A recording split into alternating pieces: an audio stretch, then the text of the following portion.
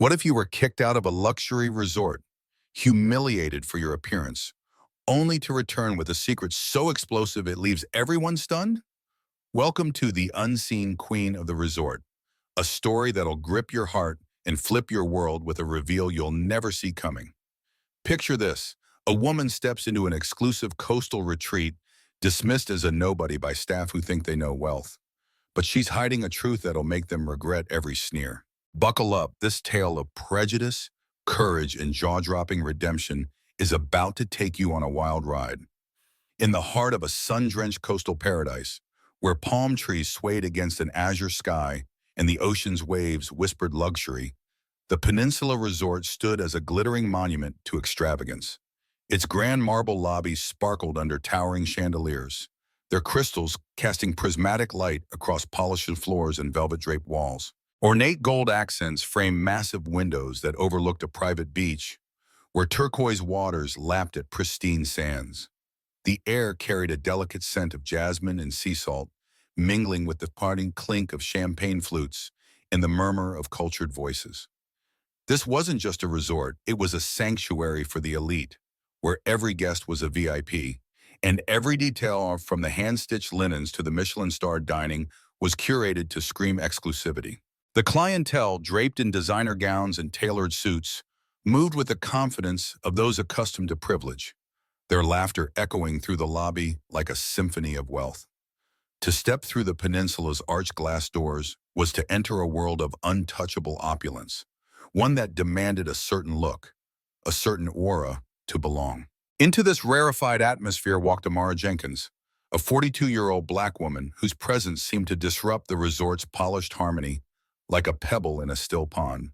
Her simple beige dress, slightly faded from years of wear, hung loosely over her slender frame, and her scuffed sandals made soft, unassuming taps on the marble floor. Her dark hair was pulled into a loose bun, a few strands framing her face, and her skin, free of makeup, carried the quiet glow of a woman at ease with herself.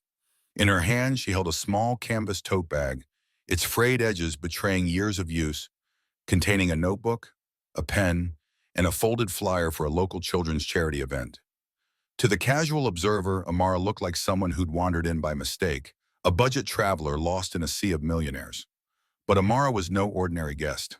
She was the founder of the Jenkins Unity Fund, a nonprofit that had raised millions to empower underserved youth through education and arts programs. Her quiet wealth, amassed through savvy investments, and her foundation's success was matched only by her humility, a trait that defined her life.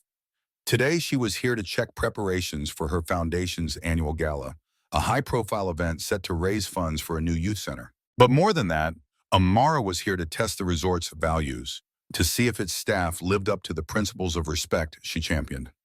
Elise Carter, a 25-year-old receptionist with a sleek blonde bob and a practiced smile, was the first to notice Amara. Her crisp white uniform hugged her frame, and her gold name tag gleamed under the chandelier light, but her eyes narrowed as she took in Amara's dress. To Elise, Amara was an anomaly, a glitch in the peninsula's perfect system.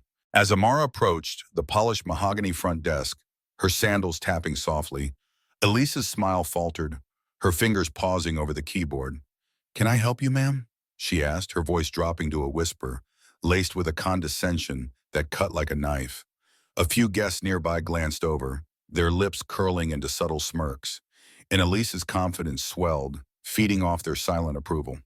Amara met her gaze with a calm that threw the younger woman off balance. "I'm here to check on the arrangements for tonight's gala," she said, her voice steady, carrying a warmth that contrasted with the chill in Elise's tone.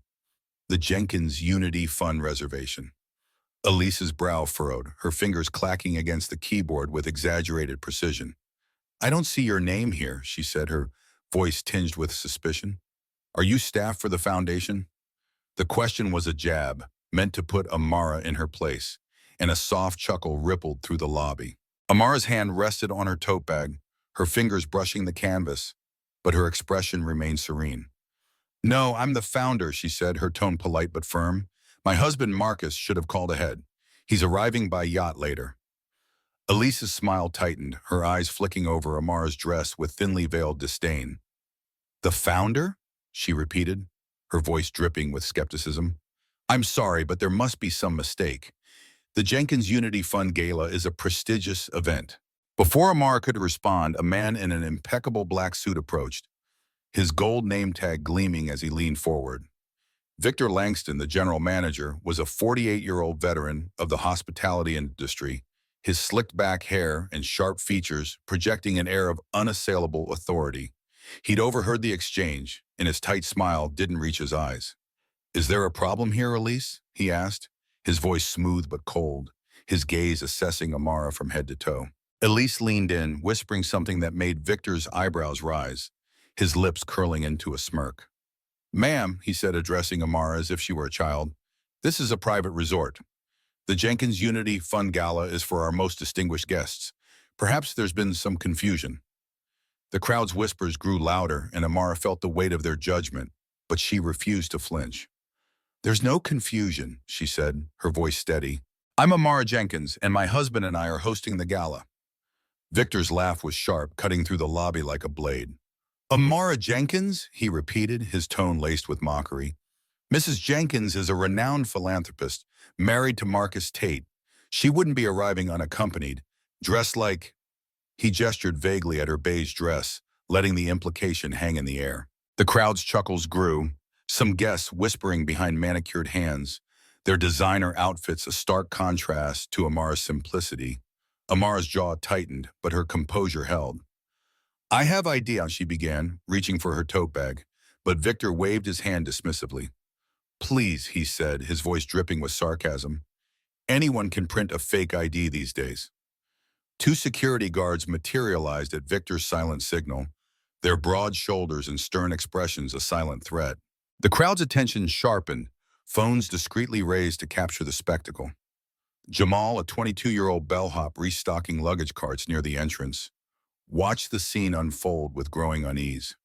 His Navy uniform was slightly wrinkled, and his nervous demeanor made him nearly invisible to the resort's elite.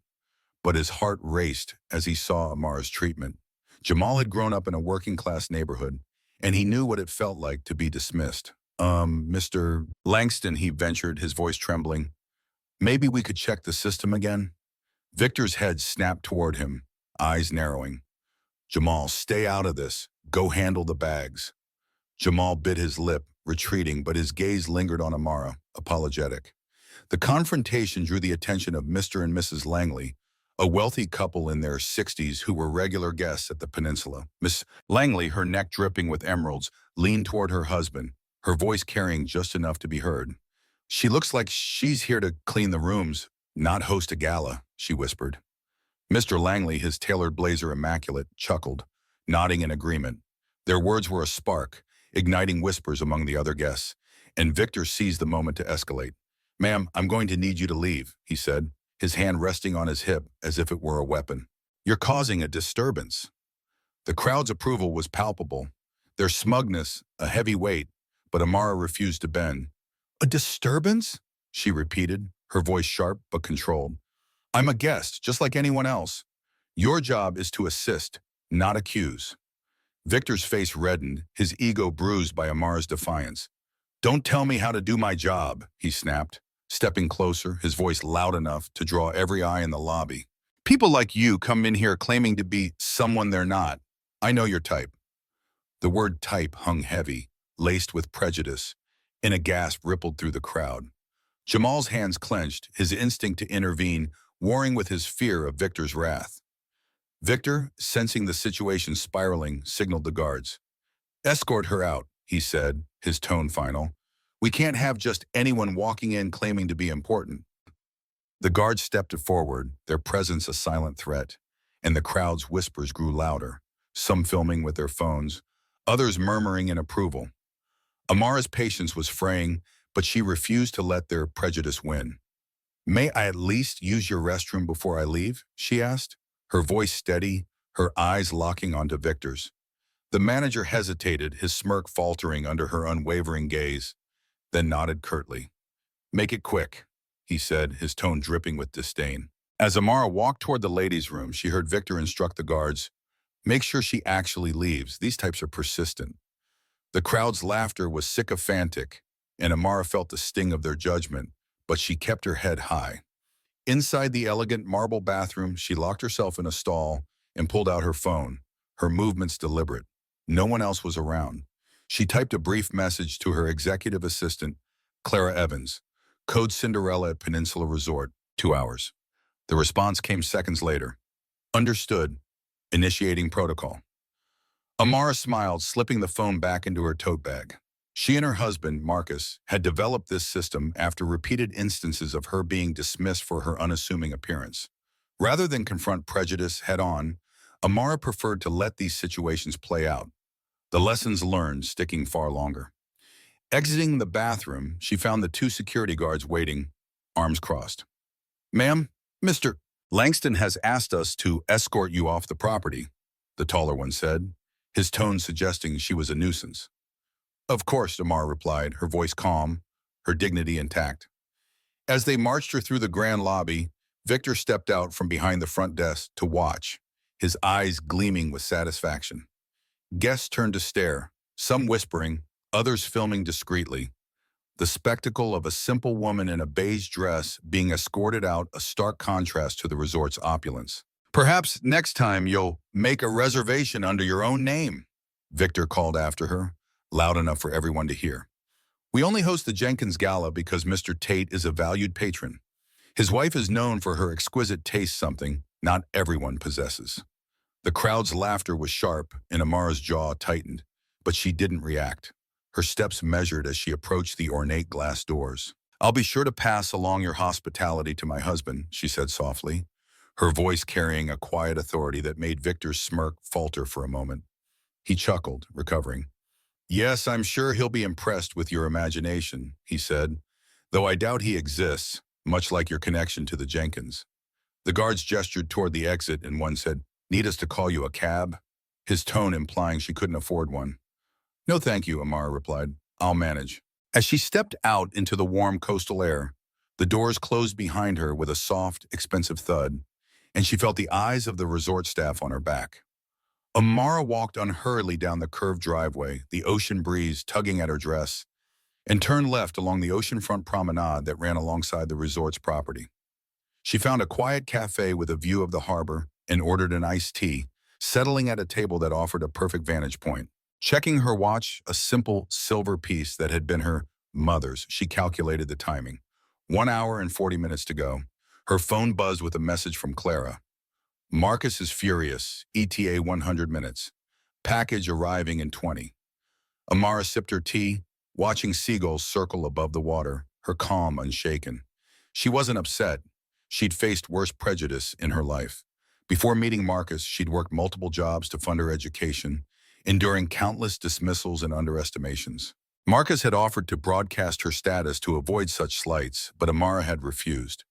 "Those who judge by appearances," she told him, "deserve the surprise when they learn the truth." Today, that truth was about to unfold in a way Victor Langston would never forget. The stage was set, the curtain rising on a reckoning that would leave the Peninsula Resort and everyone in it forever changed. The Peninsula Resort's grand lobby was a pressure cooker, its marble floors and towering chandeliers now a backdrop to a confrontation that had every guest and staff member on edge. Amara Jenkins stood just beyond the glass doors she'd been escorted through hours earlier, her simple beige dress replaced by a vision of elegance, but the sting of her humiliation still lingered in the air. Inside, Victor Langston, the general manager, stood behind the front desk, his impeccable suit now slightly creased, his earlier smugness fraying as he sensed an impending storm. Elise Carter, the receptionist, fidgeted with her blonde bob, her practiced smile faltering, her eyes darting nervously toward the entrance. The crowd, wealthy patrons, gala attendees, and curious onlookers milled about, their whispers buzzing with speculation about the woman who'd been marched out like a trespasser. Jamal, the young bellhop, hovered near the luggage carts, his navy uniform wrinkled, his heart racing as he replayed Amara's calm defiance, sensing something extraordinary was about to unfold. Mr. and Mrs. Langley, the elitist couple, stood among the guests, their earlier scorn now tinged with unease, their murmurs quieter as the resort's pristine harmony wavered. Amara's cryptic text to her assistant, Clara, had set a plan in motion, and the arrival of her husband's yacht was moments away. The lobby was no longer a sanctuary of luxury. It was a stage, and Amara was about to reclaim her throne. The distant hum of a powerful engine cut through the coastal breeze, drawing eyes to the marina beyond the resort's private beach. The Odyssey, a 300-foot super yacht, glided into view, its pristine white hull gleaming under the afternoon sun, dwarfing every vessel in the harbor. Guests pressed against the lobby's massive windows, their chatter falling silent as the yacht's sheer grandeur commanded attention. Victor's face paled, his gold name tag catching the chandelier light as he hurried to the desk phone, barking orders to the marina staff. Elisa's hands trembled, her keyboard forgotten, her earlier condescension replaced by a flicker of panic. Jamal's eyes widened, his luggage cart abandoned as he joined the crowd, whispering, "That's Marcus Tata's yacht." The Langleys exchanged nervous glances, Mrs. Langley's emerald necklace clinking softly, their earlier smugness dissolving as the crowd's anticipation grew. The yacht's gangway extended smoothly toward the dock, and the resort's red carpet was hastily rolled out, champagne chilling in ice buckets. Floral arrangements rushed into place. The stage was set, and the peninsula was about to face its reckoning. The glass doors swung open, and in strode Marcus Tate, a man whose presence silenced the lobby without a word. At 47, Marcus was a billionaire tech mogul, his tailored navy suit exuding quiet power, his silver-flecked hair cropped close, his dark eyes piercing through the crowd.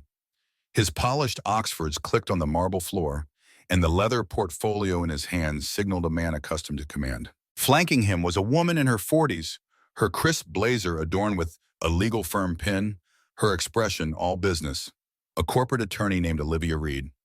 The crowd parted instinctively, and Victor's hand froze on the desk, his bravado evaporating under Marcus's steely gaze.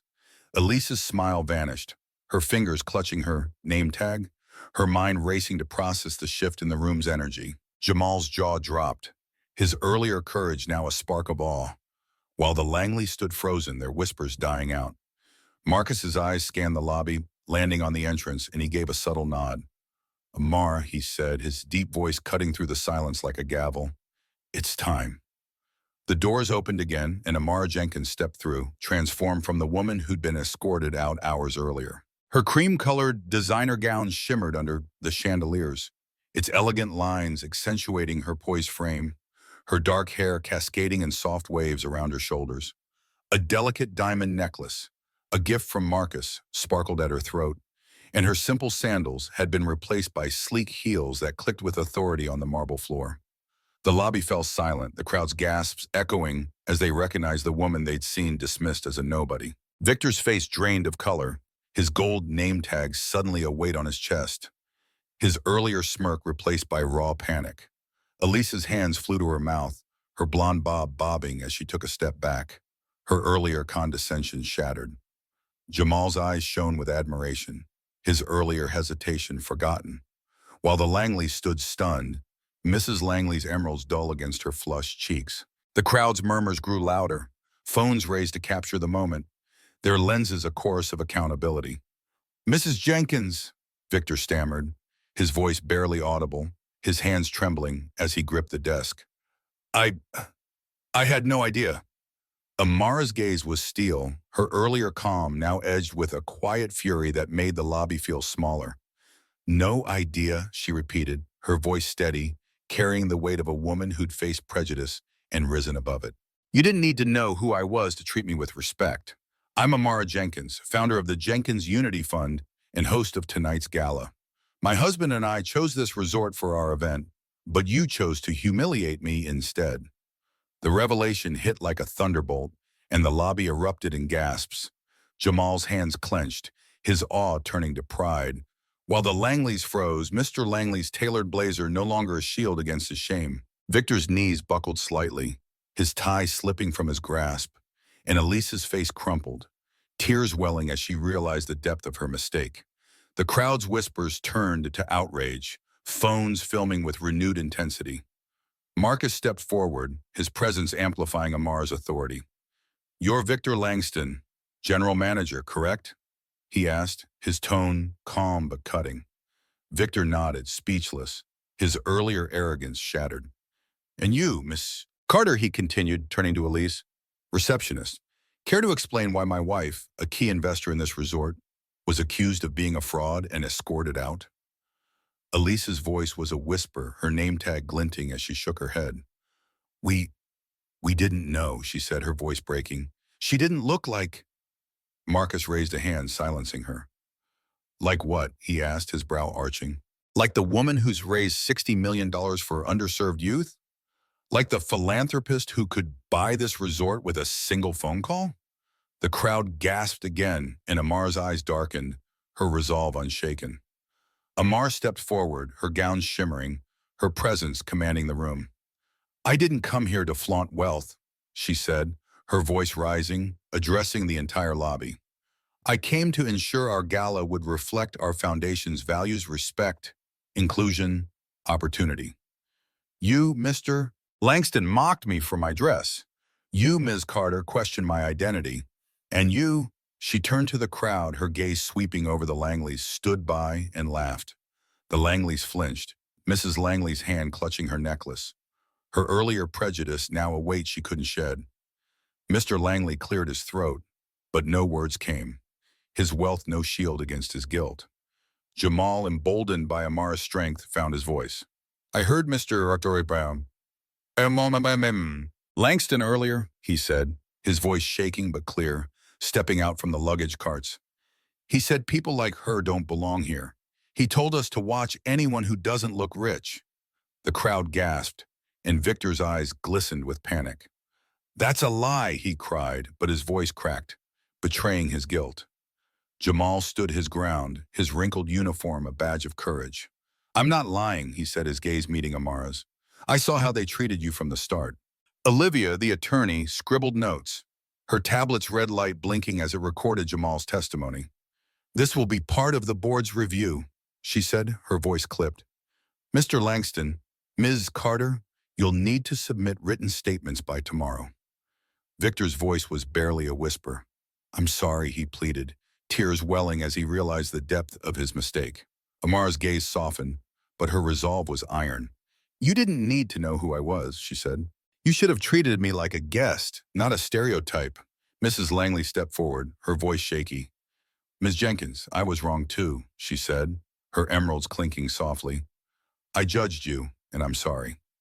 Mr. Langley nodded, his blazer no longer a symbol of superiority. We'll support your foundation, he added, and the crowd murmured, some whispering apologies, others grappling with their own biases. Marcus turned to Amara, his expression deferential. What's your call, Amara? He asked, his portfolio a silent promise of action. Amara paused, her eyes sweeping the lobby, the chandeliers, the velvet, the faces now watching her with a mix of awe and guilt. I was scouting this resort for a global charity summit, she said, her voice steady but firm. An event that would have brought millions in exposure and prestige. But your actions have put that at risk. The crowd gasped, and Victor's tears fell faster, his career unraveling with every word. Elise's face crumpled, her ambition crushed under the weight of her prejudice. Unless you commit to immediate change, Amar continued, I'll cancel the gala and make sure the world knows why. The threat was a bombshell, and the lobby's silence was deafening, broken only by the soft hum of Olivia's tablet recording every second. Jamal, still standing near Amara, felt a surge of pride. You're incredible, he whispered, his eyes shining. Amara's smile was brief but warm, a flicker of connection in the chaos. Marcus turned to Victor and Elise, his voice cold. You've got 24 hours to submit your statements, he said. The board will review your conduct. And these videos, he gestured to the crowd's phones, will be evidence. Victor's sobs grew louder, his arrogance shattered while Elise's hands clenched, her resort's reputation hanging by a thread. The Langleys stood silent, their wealth no shield against their guilt. Jamal's courage had sparked a shift, and the crowd's whispers grew louder, some calling for justice, others grappling with their own complicity. Olivia's tablet blinked steadily, ensuring the truth would not be buried. The lobby was a battlefield, and Amara had won without raising her voice. But the war for change was far from over. Victor's career hung in ruins. Elise's authority was shattered, and the Peninsula Resort's prestige teetered on the edge. What would the board do to salvage the resort? Would Amara's demand for reform be met, Or would the videos now circulating spark a reckoning beyond these walls? The stage was set for a final act, and Amara's truth was a force no one could ignore. The Peninsula Resort, once a glittering fortress of exclusivity, was now a crucible of transformation. Its marble lobby and crystal chandeliers bearing witness to a seismic shift sparked by Amara Jenkins' unyielding stand. The videos capturing Victor Langston's prejudice and Elise Carter's complicity had erupted across social media, tagged with #Peninsula Scandal, and amassing millions of views within hours. The resort's name, once a beacon of prestige, was now a lightning rod for outrage, with boycott calls echoing from coast to coast. Guests flooded the corporate office with emails, some demanding reform, others sharing their own tales of being dismissed at the peninsula's gates. Inside the lobby, the air was thick with the fallout of Amara's revelation.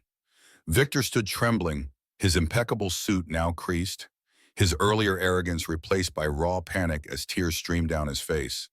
Elise clutched her name tag, her blonde bob disheveled, her practiced smile gone, her eyes wide with the realization that her career was unraveling.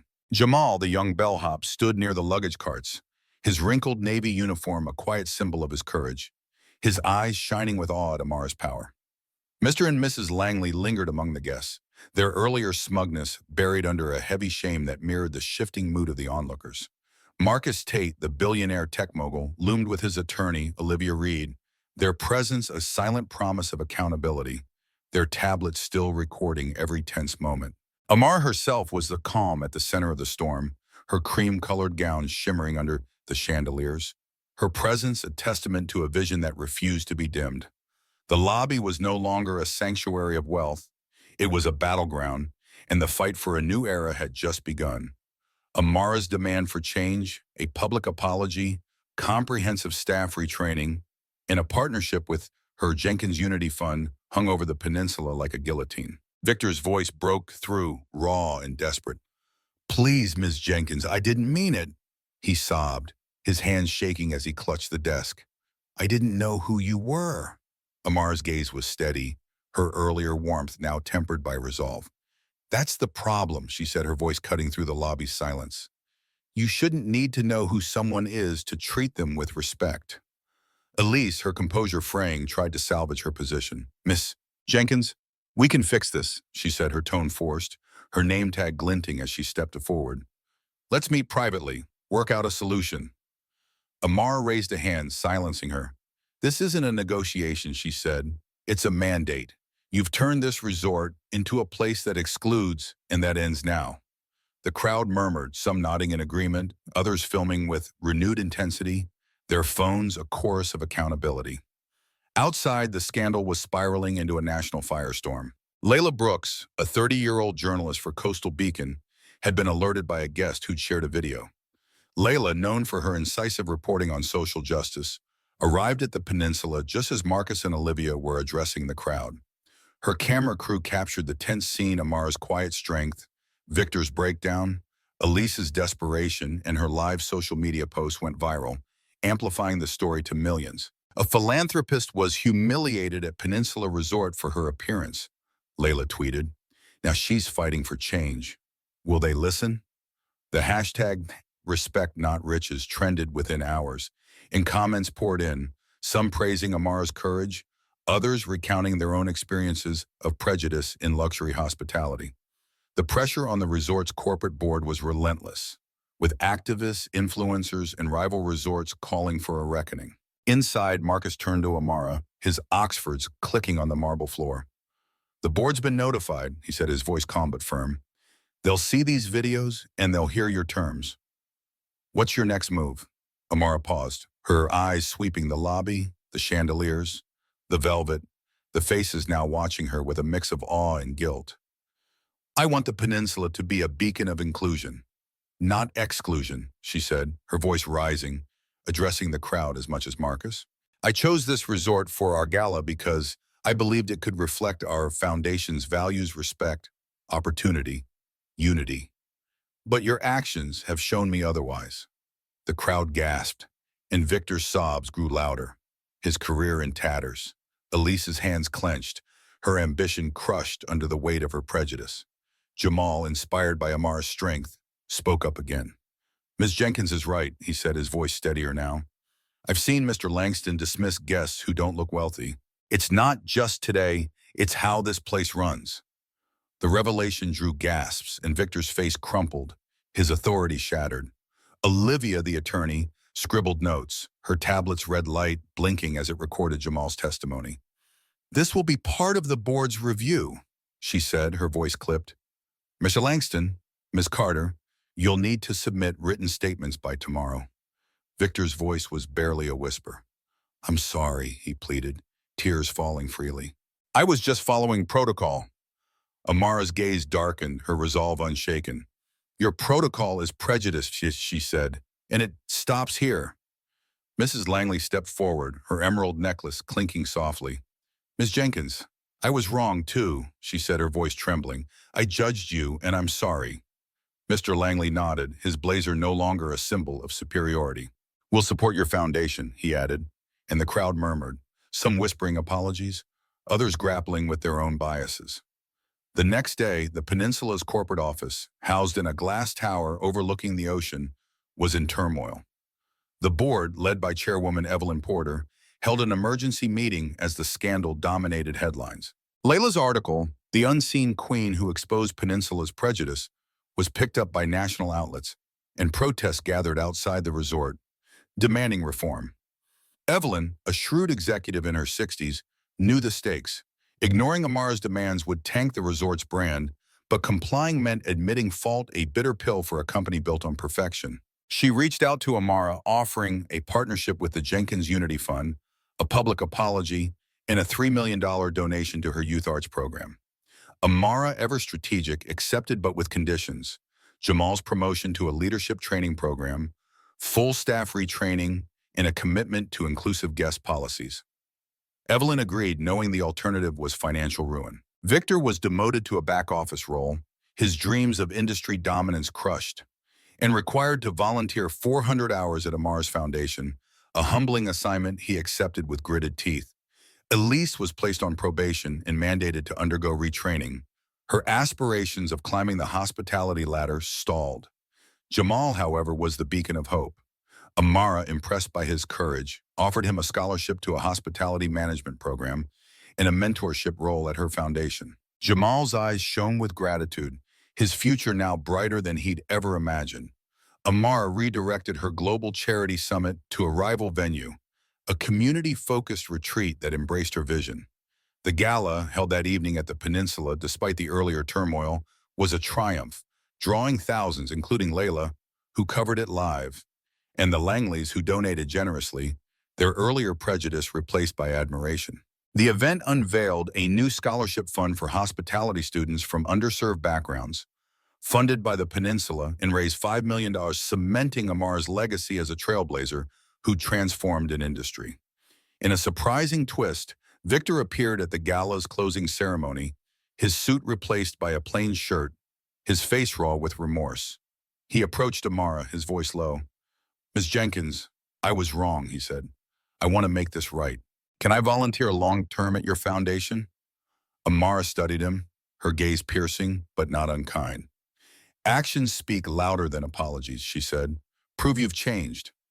Victor nodded, a flicker of hope in his eyes, and Amara allowed him to join, knowing redemption was possible but not guaranteed. The Peninsula emerged transformed, with new policies ensuring every guest was treated equally. Jamal's promotion inspired other young employees, and the resort's bookings rebounded as it embraced a broader clientele, its once exclusive aura now tempered by humility. Layla's follow-up article, "How Amara Jenkins Redefined Hospitality," sparked a national conversation about prejudice in luxury spaces, with other resorts adopting similar reforms. The hashtag respect, not riches became a rallying cry, and Amara's story inspired countless others to challenge injustice. Amara continued her work, mentoring Jamal and others, her cream gown a symbol of her unyielding integrity. She became a quiet legend, a woman who'd faced prejudice with grace and turned it into progress. Her legacy was not in the galas she hosted, but in the lives she uplifted, the systems she changed, and the truth she refused to let die. The Peninsula Resort was no longer a gatekeeper of wealth. It was a testament to the power of one woman's vision. Have you ever been judged for how you looked? Share your story in the comments and let's inspire each other. Hit that subscribe button for more epic tales that'll change how you see the world. This is PA Storytime, and we're just getting started.